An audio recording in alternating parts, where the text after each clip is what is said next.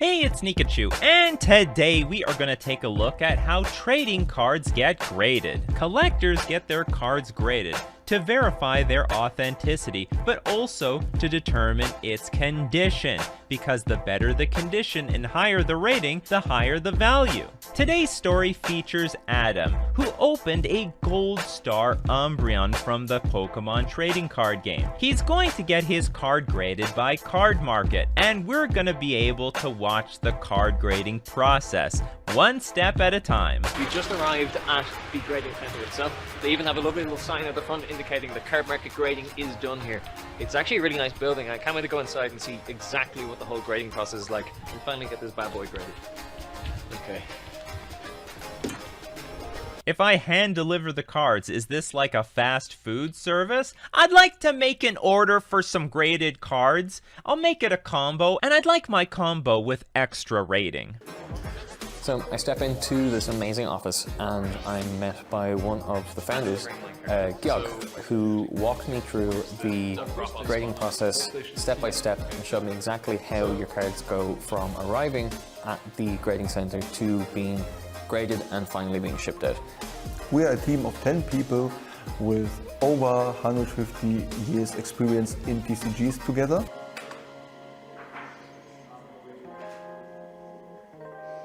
If we receive your cards, we will open the package under camera. So we film every package we open to have a look at it, to see what is inside. Is there that inside what you told us that is inside? They record every single package being opened? I mean, they could start their own unboxing channel. I imagine some people try to commit fraud. Look, I sent you guys 30 cards to get graded. One of them was a Black Lotus. Are you telling me you lost my Black Lotus? Look, we opened your package on camera, and there was no Black Lotus. You lying piece of If you try to play the card grading company, all you're gonna do is play yourself. So just explain to me real quick. So when you get the cards in, you record the opening and you record like each card.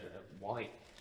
Because sometimes people buying gradings, like 20 gradings or 30 gradings, and they send us 29 or 28 cards. Gotcha. Or sometimes maybe more. So first things first, I'm brought downstairs and I'm taken to the authentication step where they basically take my card and make sure that it's real based off of a bunch of different criteria. Of the card for the layers, like you see here, you can see that it should be an original card code. That is So these digital loops magnify the fine print of all the cards to see if they're authentic compared to Chinese counterfeit. But can these loops see why kids love the taste of Cinnamon Toast Crunch? second layer of the And last once layer. that's been verified, it's actually locked away in this safe, the super secure safe that you basically need 2 keys to open that are kept in 2 different places at any time. This safe is bought from a German bank, and we are only able to open the safe with 2 different keys. So normally with 2 people. You need that double confirmation to make sure you can get it. It's a good thing you've got this heavy-duty, bank-approved safe to store the cards, because your primary defense appears to be glass walls. And luckily, because I'm here and we got to do this rather than waiting the couple of weeks it's currently taking, I managed to get my card sent up to grading straight away. So that was pretty exciting. We go to one of our graders, and then we will grade every card, the front and the back, and every 4 subgrades. So the surface, the centering, the edges, and the corners. They even have like tools to check the centering.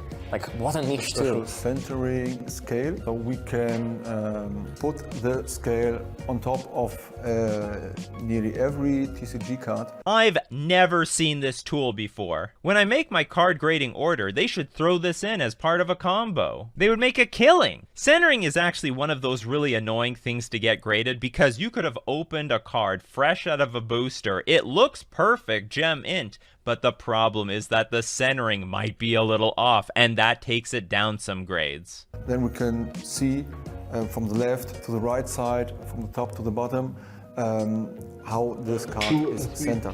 It's a 60-40, so is still 9. If you got a little bit off-centered, like 40 to 60%, it's still graded 9. And everything what is more off-centered, like 70 to 30% or 80 to 20%, is much lower. Card centering is a really weird thing. If it's off by a little bit, then your card is worth less. But if it's off by a lot, cha-ching, it's worth thousands of dollars. There's a bunch of weirdos that like that stuff. This on the side, I feel like I'm getting examined. So yeah, then I got to watch as they use different types of like magnifying glasses and a microscope even to really check the surface quality, the corners, to make sure that everything was in like top-notch condition. What we're looking for in a card is every kind of imperfection. Hopefully I didn't squeeze the sides. Like rowing on the surface, like frying on the edges and corners, or whitening on the edges and corners. Every of the subgrades takes like 25%, so that is exactly the same. Only the front side and the back side is different. The back side is like 25% of the final note, and the front side 75%. That makes sense, like with the whole, the earth being the bit you look at and everything. So it makes we sense. are grading here with different microscopes and microscopes glasses with different zooms in it. And the microscopes are projected on a screen so that we can see really every small detail on every card. Luckily, I managed to keep my greasy mitts off the card enough that it managed to get a 9.5, so that was pretty cool, and I'm really happy about it. Oh yeah, if you get any of that gamer grease on your cards, you better believe you're gonna take it down a point or two. Thank you. So on to the next step, the labeling. Yes. So immediately following the grading portion, I was taken to the labeling section where they print out a label of my card with the subsections and the subgradings on it, as well as the card name, the set it's from, and even a cute little QR code that you can use eventually to check your card on a database to verify if it's real. And I think that's really cool. Excellent. This has got to be the most chill job in the entire world. He's literally a label maker. Other people had to verify authenticity, and then you gotta look for every possible imperfection on a card to make sure it's graded properly. And then you just hand the grading off to this guy who pushes a button, and out comes a label. So now we have our label, we have our card. How do we actually seal the card? This is an ultrasonic welding machine. You seal it using an ultrasonic sealer, and it basically vibrates at like above 20,000 hertz, which is really fast, and melts these kind of plastic wedges inside the case, sealing it permanently. Once it's sealed, you can't open it again. I wouldn't mind seeing this thing in action myself. You need 2 hands To operate the machine. Yeah. So you go. That's it. That's so cool. Just like that. So, Yep. sealed, just like that. Card is done. That's one of the coolest things I've seen like all week. 9.5. Not that great either, yeah. That's actually pretty good. The last step is to get the order packed. So we put every single case in a bubble wrap bag. Ooh, precious bubble wrap. With my trading card grading combo, I want extra bubble wrap. And the whole order in another 3 or 4 layers of bubble wrap. There's a lot of things you can pop in this world, but for me personally, I like the bubble wrap. Really glad I decided to come down and actually hand deliver it rather than sending it off, and I'm just going to cherish this card forever.